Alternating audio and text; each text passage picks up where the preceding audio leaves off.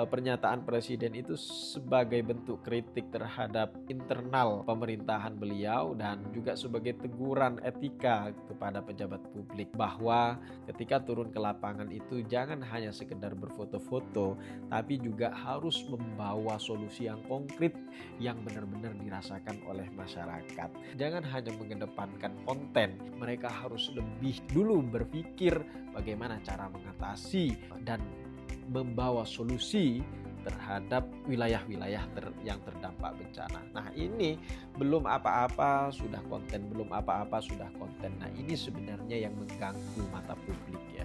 Jadi di sini presiden sebenarnya ingin menegaskan ketika terjadi bencana alam atau ketika ingin mengatasi suatu persoalan tertentu di masyarakat itu harus mengedepankan komando. Artinya jangan berjalan sendiri-sendiri ketika mengatasi persoalan-persoalan yang terjadi di masyarakat. Karena ketika mereka berjalan sendiri-sendiri secara individual dan ketika terjadi satu kesalahan dan mendapatkan kritik dari masyarakat, yang kena imbasnya ini adalah pemerintah, termasuk presiden yang kena imbasnya.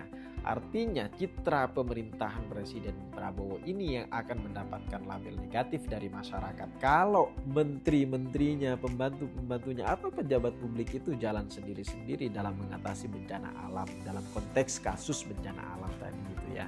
Jadi Presiden Prabowo ini juga ingin menegaskan bahwa dalam mengatasi persoalan itu harus satu garis komando. Kenapa? Karena ketika mereka berhasil menangani satu persoalan tersebut, yang akan merasakan dampak positifnya itu adalah semua pemerintahan secara umum, semua pejabat-pejabat publik secara umum. Tapi ketika ada persoalan yang dinilai negatif oleh publik, maka yang akan mencari solusinya dan mengevaluasi hal itu, yang harus dievaluasi itu adalah pemerintahan secara umum juga.